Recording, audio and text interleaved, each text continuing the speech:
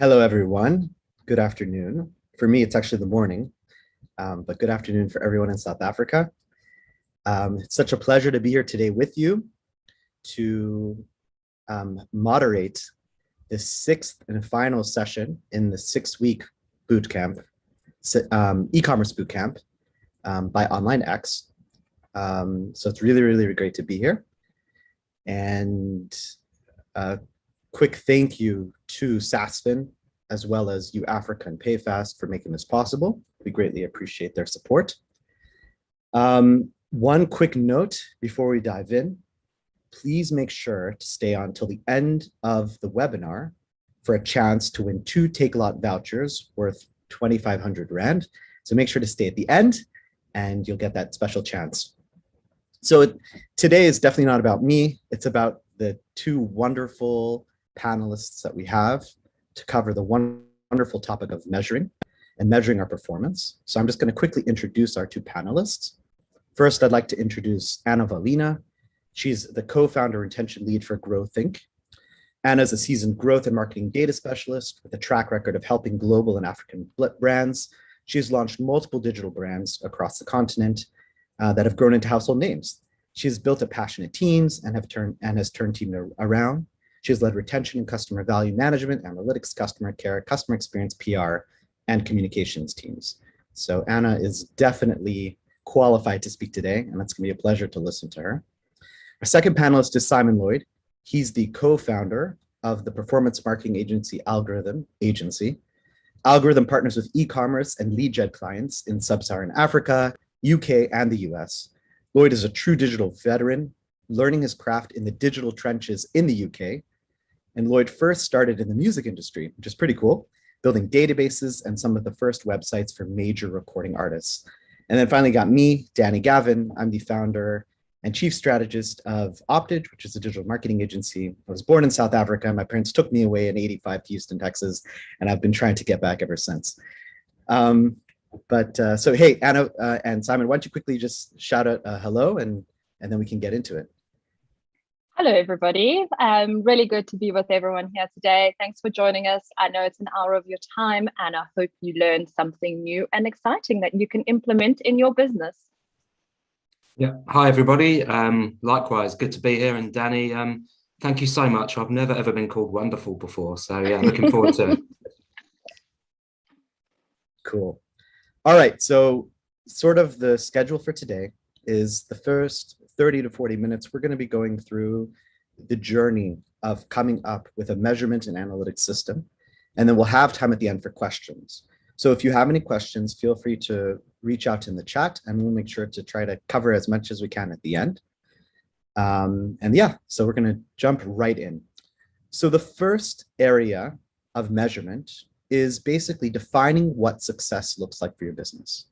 We know that different businesses have different objectives. E-commerce businesses have one focus, lead gen have another. So it really is important to sort of like, I like to look at it as like setting up the foundation for the house you're going to build. And Anna found a really interesting, I guess, I don't know if it's a parable, but sort of a point about a North Star, that every business is kind of like a ship and they need to have that star in the sky that's going to lead them to where they want to go. So why don't we jump into defining what success looks like for your business? And Anna, why don't you kick us off? Yeah, perfect. Thanks, Danny. So, and it's something that I'd like to touch on because I think, and just expand on, because I think it is a really great framework for businesses to have a think of when they go online or when they digitize or when you set up your e-commerce platform, whether you're setting up from scratch or whether you're optimizing something you already have. I think it's really, really important that you define what success looks like, you define what your teams are doing, and you define something that you can measure across all of the teams. And generally the way that you would do that is get everybody into a room and think about really 3 things. And the North Star metric, and you can Google this, is something that's been coined by a lot of Silicon Valley startups. And essentially, the framework tells you you've got to measure 3 things. You have to lead to 3 things. One is an increase in revenue. So obviously, whatever you do online, you want to make sure that it's bringing in money, unless you're an NGO and in which case you want to bring in more money to support the businesses that you support. It needs to reflect customer value. So that could look differently for different businesses, depending on which vertical you're in. And measure progress for yourself and for your teams. I think it's really important that that both you and your teams, if you have big teams, feel motivated and know where they're heading. I think it was actually Jeff Bezos from Amazon who spoke a lot about making sure that everybody's pulling in the same direction. And I think, having been part of many different businesses, it's really important that everybody's aligned. Your management team, your executive team, even your own team, or even yourself, you know what you're measuring, and you think about how you impact that from an online point of view. So the metric of North Star, the framework of a North Star, some people refer to it as a constellation of metrics as well. So you can think about all the different metrics that you would want to measure as a business when you set up your e-commerce platform, or where you take your shop online, or even when you take your lead business online. So the framework that you really want to think through is, how do we grow? How does my product grow? What brings me more revenue? How do I know that my customers are happy? How do I measure that? And what do I feed back to the teams? And really, you can do that yourself. And think about things like e-commerce, things like number of weekly customers who started on their first order. Think of things like number of daily purchases, or maybe even customer lifetime value. So depending on what your business is, and you figure out how long each customer or how often they come back. So think about all of those things, and really think about what matters to you as a business and to all of your teams. And then depending on where you are, that could also just be things like number of leads coming in. So it could be something as simple as, we want to grow this business in the Western Cape, and all of our leads need to come from Western Cape. And that's your measurement. So I think, you don't always want to be super complicated and think about of this giant constellation, and she's scaring us with all of these big jargons and big words. I think it could be as simple as something that is meaningful to you and your business, and then you figure out how do you measure from that. And I think Simon obviously has a lot of experience in terms of setting up the tools and the platforms, and we'll touch on that in a bit. I think the other thing that is important with the North Star metric, or something that you as a team is collectively responsible for, everybody in the organization, from the CEO to the marketing person to the person behind reception, needs to understand how they're all driving towards this. And you might think, well, that just sounds like business objectives, but this is just as important for digital businesses and for e-commerce as well, because you want to be able to, at the end of the day, measure that across the board. And we want to make sure that your success and your online metrics are measurable and actionable. And I think we'll touch on that a little bit better, a little bit more as well. So I think that's high level from my side. Simon, I'm not sure, Danny, if you want to add anything to that. I think you've kind of hit the problem statement already, which is there's a million things in the constellation to measure.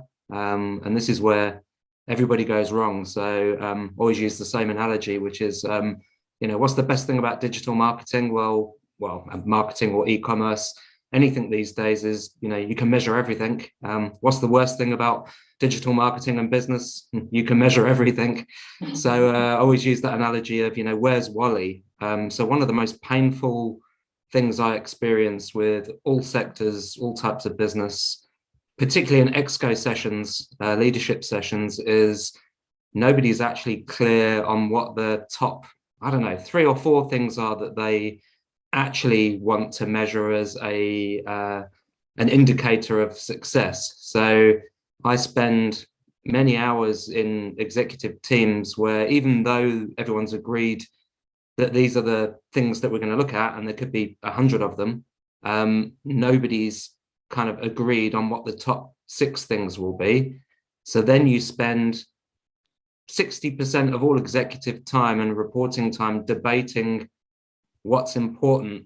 So for me, the biggest thing is, whatever it is that you decide is your North Star, if you can't distill that information in simple graphs, maybe 6 graphs maximum, on one slide with trended data on a screen, that all your staff can see, then you've gone horribly wrong. So I think Anna's kind of point is, every business and every sector might have different objectives, but don't ever try and go into reporting and debate without having a very clear view of what that one PowerPoint slide is or what that live dashboard is that anybody in the business can look at and go, okay, we know what our top 6 objectives are. Are we trending up? Are we trending down? Are we above or below target? And, that's kind of data 101, but everybody gets it wrong. So yeah, if it's not on one page, then something's seriously wrong. And then I think the other part of that is just making sure that you think really practically about your business as well. So I don't know, just random examples. So if you're going to be selling something with a low average basket value and it's a frequent purchase, so let's say, I don't know, toothpaste, nappies and soap, that's a very different animal to somebody who's selling furniture, maybe sofas and beds that are 10, 20, 30, 40,000 rand, and an infrequent purchase. So the way that you might define what metrics you are going after could be quite different depending on the nature of your business. We always have a good example, which is I don't know, if people were trying to buy a bed online, a bed is a white rectangle with no real distinguishing features. So comparing that with the same mindset as trying to track and measure sales of toothpaste or razor blades is a completely different thing. So therefore, I don't know, just think in simple terms around the behavior of the purchaser and the frequency that you're going to be having metrics that fit into that framework, if that makes sense. So it's very easy to get lost in data before you even try and keep it simple. Simon, and I love, sorry, Danny, I love that saying. The problem with digital is that you can measure everything, and the best part of it is that you can measure everything. And I just wanted to just offer another piece there. I think it is what you said in terms of having 5 or 6 metrics on one page that everybody can agree on, I think is vital. I've been part of many businesses that I've actually spent anywhere from 6 to 8 months defining what those metrics are. So don't think that this is going to take you a day. You obviously, can go and spend some time in a nice coffee shop with your co-founders, or, even a mom or a friend, use them as a sounding board to make sure that you've got the right metrics. But having them on one page, knowing what makes them go up and down, knowing what impacts them, and knowing how you're going to measure them down the line is crucial. So if it's revenue, that's great. That's one metric. That's not everything that you need to measure. If it's the number of repeat purchases, it's a number of monthly active users, it's a number of leads coming in. Make sure that everybody in the business is well orientated about it. They know how they personally can impact that. And at the end of the year, when you actually look back, know what you did for what reasons, because it's very easy for all of us to get distracted. It's very easy for us to go and start having debates about what worked and what didn't work. But at the end of the day, be true to yourself, be true to your North Star, and be true to the benchmarks that you've created. And obviously, that's not to say that, 6 months down the line, you figure out, oh, this is not working for me and this is not right. You can change it, but you should be able to have one benchmark that you can always go back to. And really just orientate everybody to pull in the same direction around those. Another big thing here, Danny, is whether it's, I think already we've probably mentioned the few typical single objectives, which is revenue, leads, volume of X, which can be really short-sighted. So I don't know, we'll use an example in lead generation first.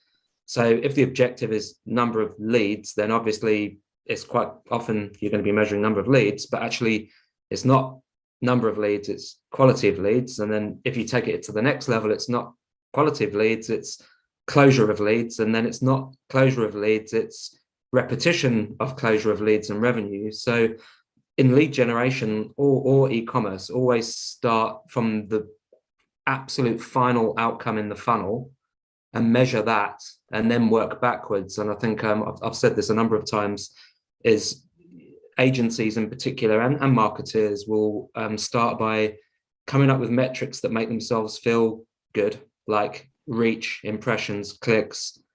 Means nothing to anybody. You know, how many beds did you sell? How many leads did you get? Were they good leads? So make it hard for yourself and make it hard for your agencies, and start at the bottom outcome and work backwards. Then you'll be in a much better position than starting with vanity and fluff, you know, like reach and impressions and engagement, which, you know, they've got their place, but they don't deliver business success. And another example that I think is often overlooked is whether it's e-commerce or lead generation, the steps that take someone from a click to a conversion or a lead to a sale, try and measure some of the friction points in that journey. So I don't know, e-commerce, everyone's obsessed with, you know, average basket value, obsessed with revenue, sales, revenue, you know, all the common things. But actually maybe you're focusing on the wrong thing, because if people can't get through the funnel, you might have millions of people adding to cart, but 98% of people dropping off in the funnel. So as well as working backwards, try and measure the friction points in that process. So improving abandoned cart rate could be far more important than sales revenue targets. Yeah, I think, Simon, you hit on something so important, and I've had that in two examples in personal experience, where changing a word on a sign-up page has actually led to a 7% increase in conversions. But knowing what to measure, understanding those friction points in your online journey are so important. But you know, that's getting into a lot of detail, and I think that's expecting that you know how to measure the full funnel, you understand how to set up the full funnel. So maybe it's a good idea to kind of just talk through the funnel and talk through how does the success look like and the different channels, and, you know, potentially maybe even some of the attribution things that we can think about and help this audience understand. You know, when we measure success, and you know what your North Star metrics are, and I see there are a couple of questions. We will definitely get to them, so thank you very much. I think maybe we can talk about, you know what you're trying to measure, you know the team's orientated. I think it's important for this. Do you think it's important for this audience to kind of understand what those campaigns could look like, or how does those success metrics set up? Yeah, I think that's perfect. And I think we can, so that brings us right into the next part of what we're trying to talk about. So why don't we talk about, you know, once you have your objectives, how are you actually going to measure that success when your campaigns are up and running? Cool. I'm happy to start this one. So let's start with lead generation. So typically a lead generation business would have a incoming campaign right the way through to a landing page or a campaign page, asking someone to fill out some details to become a lead. I mean, that's obvious. So for me, the most important thing to consider for lead generation is that conversion rate. How many clicks do you need to get somebody to fill out that form? And then really, really basic maths. So if the conversion rate is 2%, if you divide 2 into 100, it's 50. So then if you're thinking about it in simple terms, you need 50 people to visit that landing page to have a chance of filling out that form. So then you might challenge yourself and go, well, I want to make it 3%. So 3 into 100, 1 in every 33 clicks. And I know this is kind of obvious, but people forget this. So then number one for lead generation would be, well, how the hell are you going to get more of those people to fill out that form? So immediately, the number one thing I would focus on for lead generation is conversion rate of landing page visitors to form submissions. When you've got that to an optimal kind of level, and you know, I can see already in the questions, people want answers, not kind of generic statements like we're in danger of making. So I don't know, like if as a starting point for lead generation, you're probably talking about average looking like 2% conversion rate. So what's that? 1 conversion every 50 clicks. Medium performance would be 3 in 100, so 1 in every 33 clicks. And really good would probably be 5%, so 1 in 25 clicks. So for lead generation, my kind of starting point would be focus on that metric, only then focus on the quality of those people that become leads, which then leads to analyzing what questions you're asking on the form to qualify that lead. So let's say we've got a 5% conversion rate. Fantastic. You know, that's really strong, 1 in 25 people. But the sales team says, oh no, the quality is rubbish. We're getting loads of small business people with no money inquiring, as an example. Then maybe the next place to look at is, how do you qualify that traffic to say, okay, well, what's the size of your business? Do you have turnover more than X? So that's where I would start from a lead generation point of view. E-commerce, similar story, lots of traffic to homepage, to a product page, or straight to a product page. The big number one metric would be how many people add to cart. That can range like massively. It's not as easy as saying, you know, X number for e-commerce. It depends on the product. Obviously, the higher the ticket item that you're purchasing, the lower the conversion rate. Buying a bar of soap versus buying a 50,000 rand couch. Obviously, the bar of soap, you'd expect a higher add to cart rate than the 50,000 rand couch. So be realistic about, you know, your sector and the value of the goods. But the big thing that Anna touched on there was the call to action and the information being displayed on the product display page, i.e. where the product is advertised, is absolutely critical. So definitely start looking at different variations of home pages or product pages to say, okay, well, is a green add to cart button better than a orange add to basket button? 99% of the time, a green for go add to basket is going to outperform anything else, because that's what people know and expect. So e-commerce, definitely add to cart, and then critically after that would be how many people get through the funnel and where are the drop-off points in that funnel.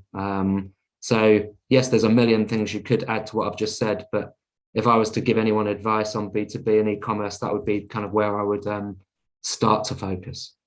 Just an interesting question on B2B. So you mentioned that there's this concept of adding fields to a form because in order to qualify. But then on the other hand, it's like, hey, if I make this form a little bit longer, maybe less people are going to fill it out. So any advice that you can have for people, specifically in the B2B world, where it's like, it's always like, should we make it long and get more information to qualify, or should we make it shorter to make it easier for people to fill out? Ouch, that's a hard question. Well,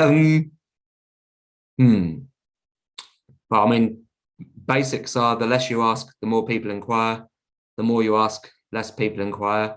So really the answer to that is if quality is poor, add more questions. If volume's high and quality is poor, add more questions, and then kind of vice versa. I think, but don't ask people to do something that's ridiculous. Like quite often people will go, well, I want people to give me their ID number. That's like, you know, way too soon. So I don't know, there's no right or wrong answer. So the actual answer to the question is doing some testing, version A versus version B. Somewhere in the middle is normally the right answer. So I don't know, as an example, if you're applying for a business loan, to ask someone to upload their financial audit accounts for the last 3 years to prove their turnover would be a step too far. However, if you ask them, what was your turnover in 2019, 2020, 21, that's more reasonable. So you get the idea. It's kind of, you know, where's that balance of qualifying the traffic without being unreasonable? I wish I had a better answer. No, I think that's an awesome answer. I think what it helps people realize is that it's not so simple, right? And you have to think about it. And having a huge form or having a short form, it's not like a given. So you have to think about it. But Anna, yeah, please go ahead. Yeah, I was just going to add to what Simon was saying. I think also put yourself in your customer's shoes, put the customer first to figure out what are they comfortable sharing, first of all. Second of all, what kind of questions would cause friction? Where do I need to go? I mean, I've heard of strange things that you had to upload and fax old documents. Be reasonable. What is the minimal level of information that you need in order to qualify this lead, depending on the business? Is it, I need to call you back, and actually what I need is a really good phone number, because you'd be surprised how many people enter their phone number wrong, or an email address that needs to be checked. Is this something that's a login or a registration where you need to send them an OTP? Take as little information as possible that will allow you to make a good business decision, so that you're able to qualify that traffic without causing additional friction. Is kind of the trade-off that I would comment on. I can see some of the points in the question panel there, and I think someone stated there, Jack, I think about adding ID to a form field led to much better increase in quality. Do you know what? There just isn't a right answer for any business sector. Like, the only answer I have is test and learn. There's no right answer. I see there was another question just around what does it mean if you have lots of traffic to a website, low time on site and a high bounce rate. So obviously, definition of a bounce rate is somebody arriving on a page and then disappearing without consuming any other page. That obviously means that you're not inviting that person to take an onward journey, and therefore the user experience is either poor, i.e. they don't know where to click to go next, or the construct of that page is wrong. And again, people are going to get tired of me saying this, do version A and do version B, mix up the form fields. And I think that the biggest problem is striking the balance between a simple page with clear signposting versus giving enough information for someone to actually make a decision. Generally speaking, people's attention span is, getting less and less. If you have 3 call to actions, so I don't know, fact sheets, brochure download and inquire now, if you give people a choice of 3, the conversion rate on all of those 3 will go down. Whereas if you have a choice of 1, people will procrastinate less and do more of one thing than they will have a choice of 3. So again, maybe test removing some of the signposting that might be causing confusion and keep it simple, and then maybe add 1 next to it, or then change that variation to see which one gets the best. So split testing is something that is absolutely huge, but very few people actually execute. So just on a related concept, before we move on to the next point, sometimes sales cycles take a long time, right? Or it's whether it's a lead or whether it's a purchase, if it's very expensive or complicated, people aren't always going to go and purchase right away or fill out a form. Do you have any recommendations for those type of scenarios? What can you do on the site to capture those people, or to measure success, because people might not fill out the form right away or buy right away? So any ideas around that? And Anna, if you want to go first, go ahead. Yeah, I was good. I'm trying to look at Simon to see if he wants to talk about it. So, yeah. And I'm going to talk through, I think I'm going to talk through it as a framework of a funnel, because I think that's probably such a simple, but such a easy way for everybody to understand. So if you can imagine an upside down, sorry, not an upside down pyramid, it is an upside down pyramid, but you imagine a funnel, right? At the top, you've got traffic coming to the website. That could be anything, home to your homepage. Now you can think from a funnel point of view, you can think about applying that on the product page, on the e-commerce. You can think about your homepage, your lead page. So it works basically in almost every single example. So at the top of the funnel, you'll have a general traffic coming to the site, and that's really, you can measure with Google Analytics or whatever your tools. And I know that there's a few questions on tools as well, and we'll chat about that in a minute.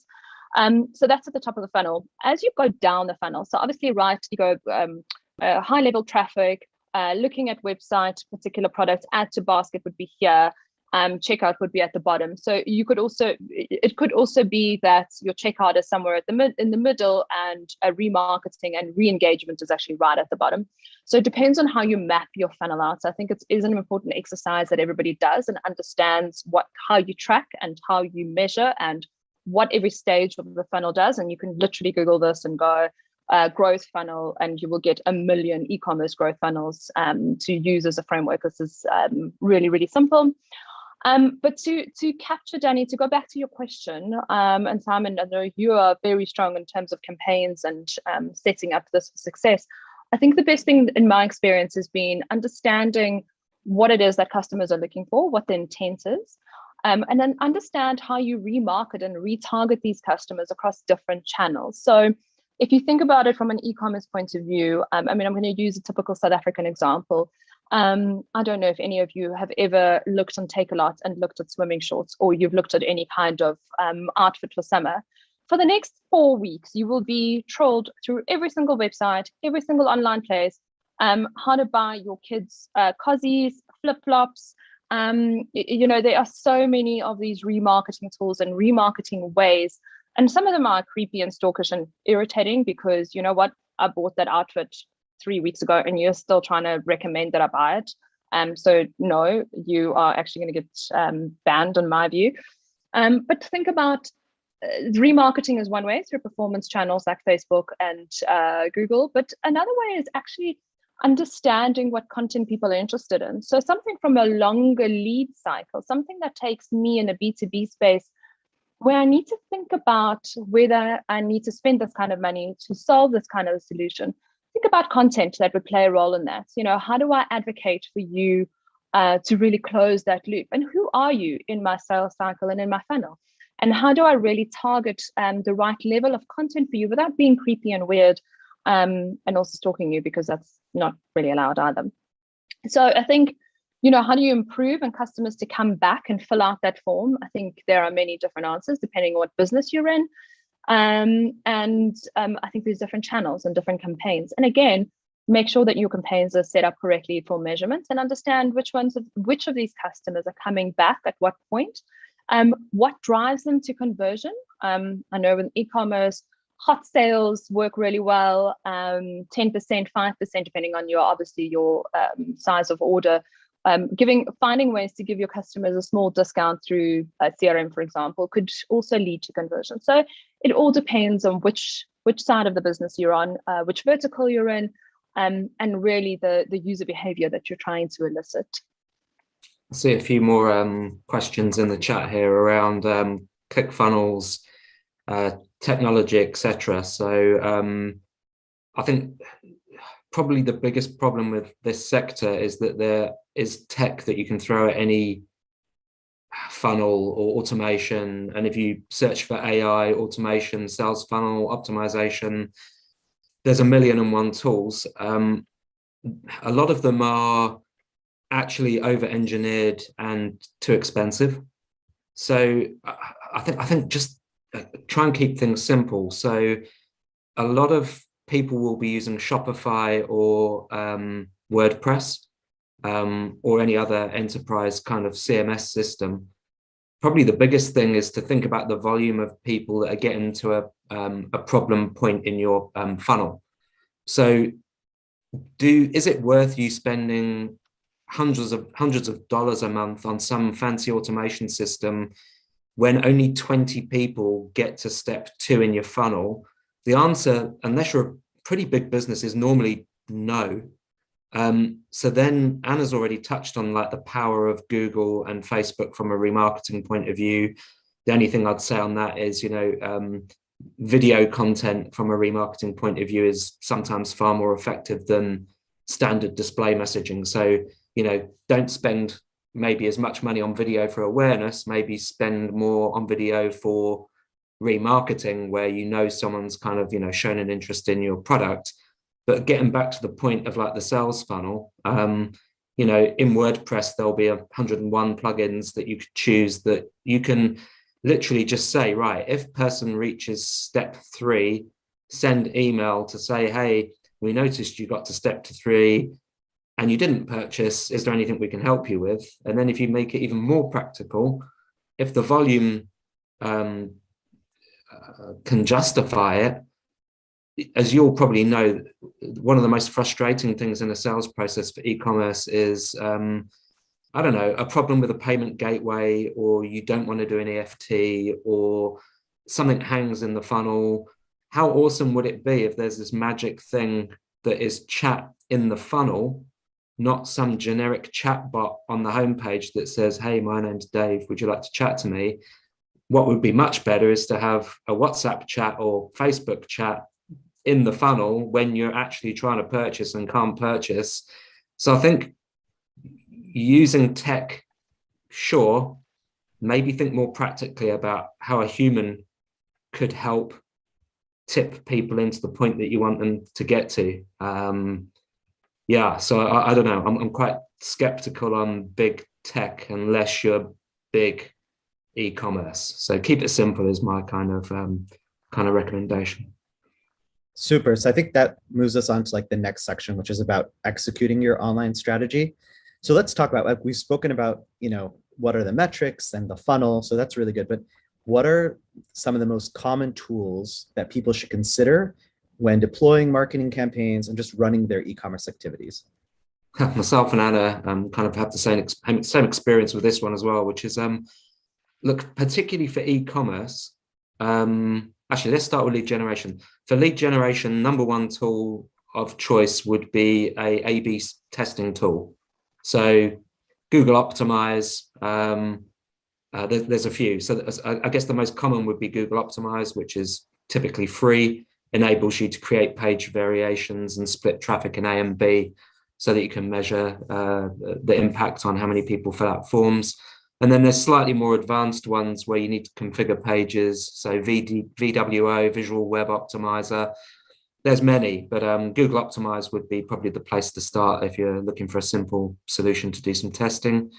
And then for e-commerce, as you probably know, a lot of the advertising platforms, so whether it's Facebook, Instagram, or Google Shopping, all of them require a product feed. So whether that be Google Merchant Center, which people use to get the product images, prices, and descriptions into the shopping ads, or whether it's some kind of plugin into WordPress or Shopify that, again, scrapes prices, products, descriptions, and puts that into an advertising platform. That's all very well, and you can choose whichever one you want.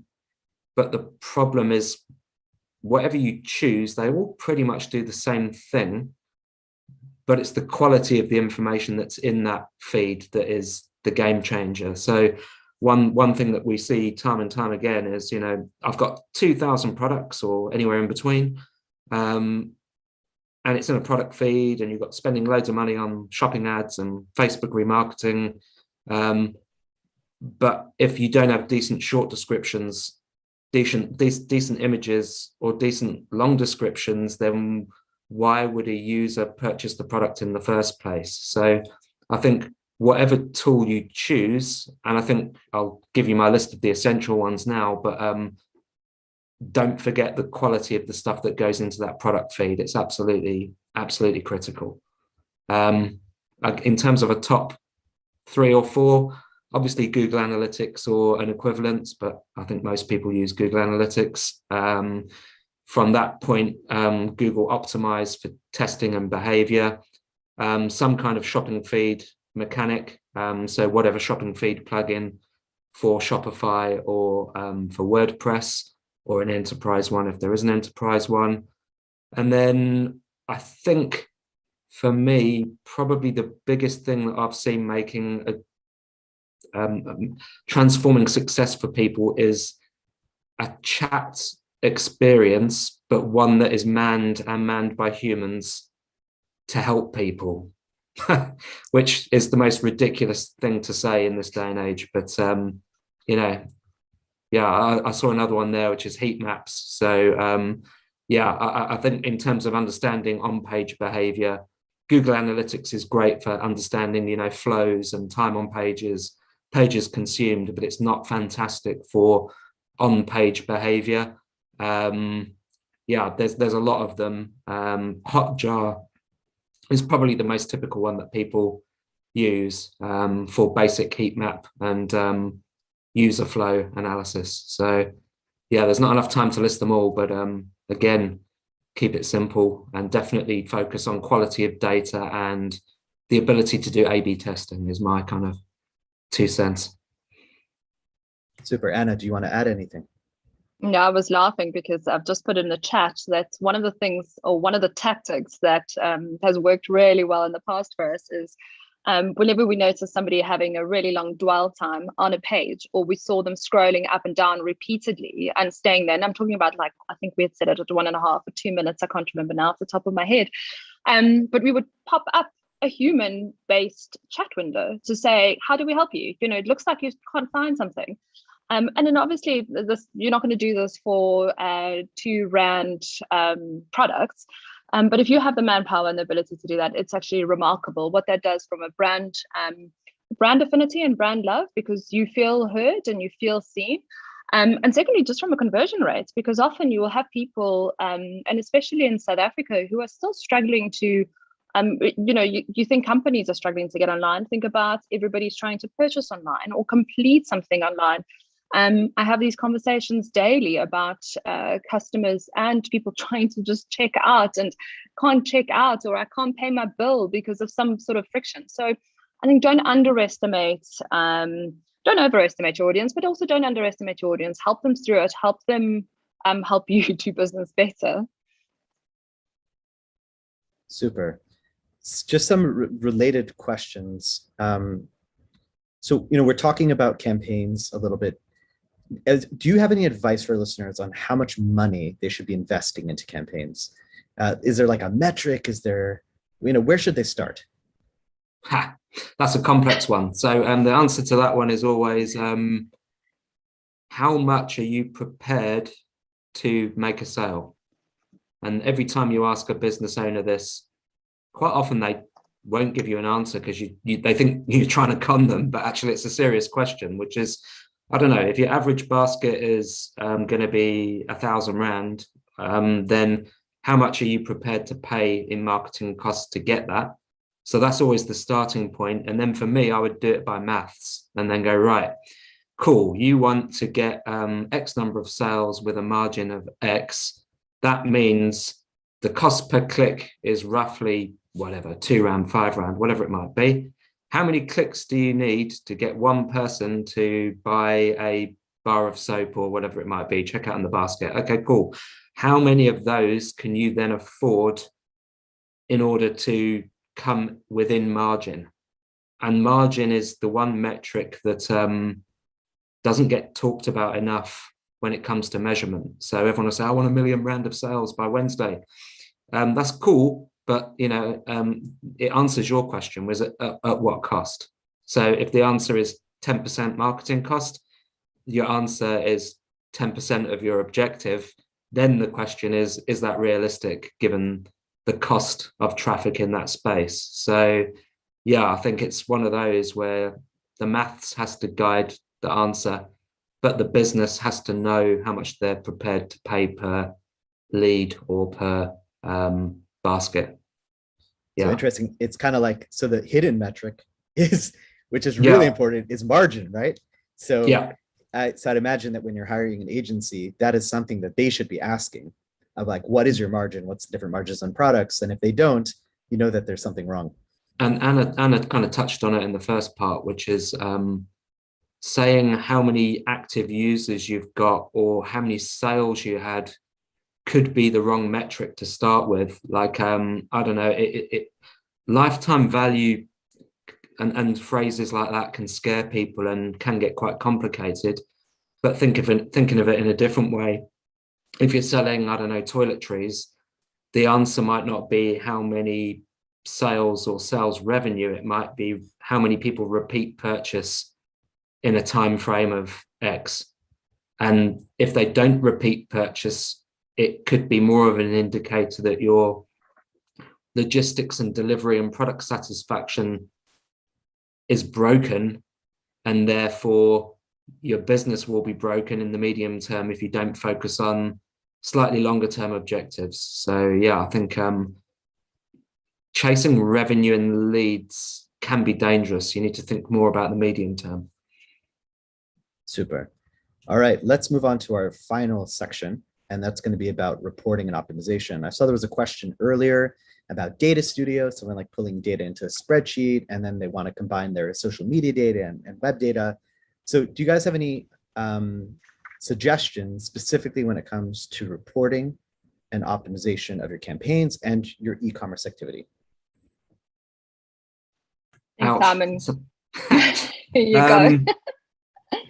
Yeah, I think it's a hot topic, right? Because with so many platforms, so much data, which means you spend hundreds of hours, or you pay your agency for hundreds of hours of basically manually stitching data together and, you know, putting colors and logos on them, which is a waste of time and money.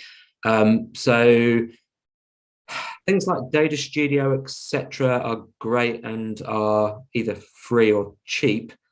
The problem is connecting different data sources, because like obviously Google product will be Google centric, Microsoft product will be Microsoft centric. So there's a couple of really good aggregation tools out there that connect to pretty much all advertising platforms. So Facebook ads, Instagram, MailChimp, you name it. Probably the most accessible one that integrates with everything is a thing called funnel.io, which is basically a pre-integrated platform where you can just put in your logins for each of your platforms and it'll aggregate that data together for you. So I think the minute that you're getting into a slightly complex space, my first point of call would be to look at funnel.io. But then the problem, and I think someone had this in the questions earlier, saying, you know, should I hire a data scientist or a robot to do this stuff? There aren't many people in South Africa that are skilled in data analysis. So sure, if you can hire someone, go for it, but just be cautious because there's a real skill shortage. And I think sometimes people think AI and data analysis is super complex and are scared of it. But I bet you if a business owner had a bit of will and they signed up for funnel.io or whatever it is, they could probably work it out.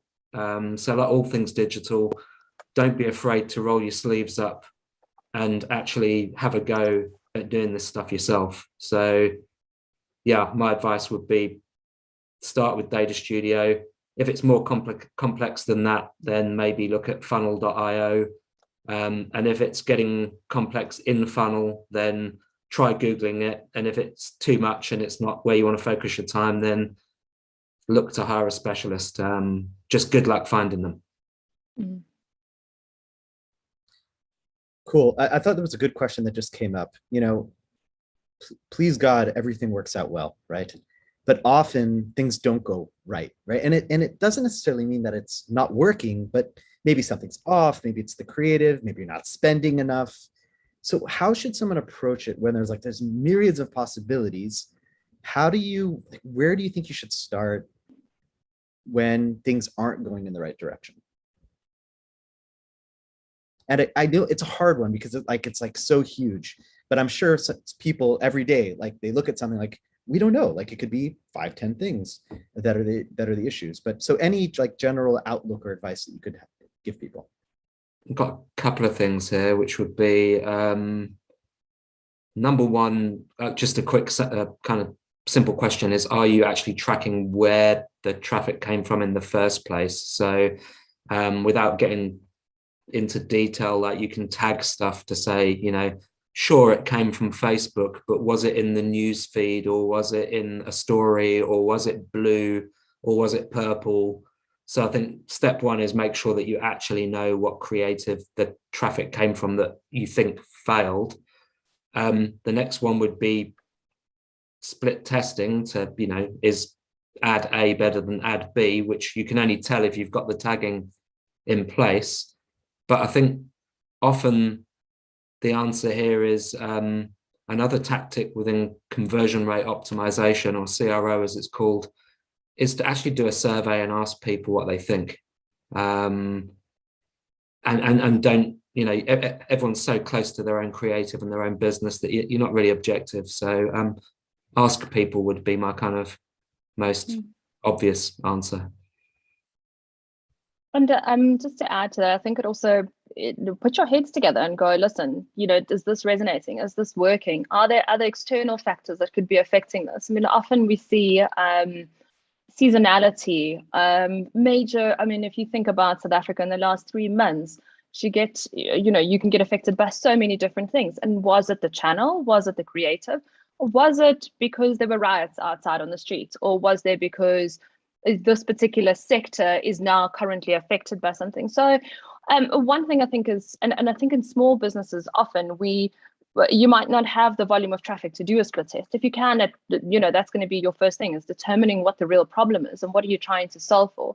Then figuring out what is the hypothesis, and is that hypothesis, and I mean, that sounds fancy, but what are we testing for? Like, what could be the problems?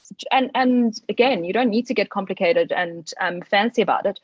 I mean, this is something you can do over a dinner table with your spouse and go, listen, this is not working. I don't understand. Like, could it be this, this, and this? And actually talking through that, and this is more, I guess, for small businesses, you're not really going to talk through that if you're a CMO of a bank. But, just have that conversation, because you get a lot of clarity from other people. And if you don't have the means to go and do a survey, as Simon said, just speak to people. I think that will often give you the perspective that you're missing, or will give you the perspective that you need. Super. So I think, I guess the point is that you should not overwhelm yourself. There are ways of figuring it out, and you just kind of have to step back, take a look, and be patient, which I think is really good. I think this is another good one. How do I keep my team or an agency accountable when they're running campaigns and with tracking? I think that's a good one. I'll start first. And Simon, I think, obviously, running a performance marketing agency, probably obviously have a lot of insights and a lot of experience in this. I've been on both sides. I've been the client, and I've started my own growth marketing agency a couple of years ago with my co-founder, Nicola.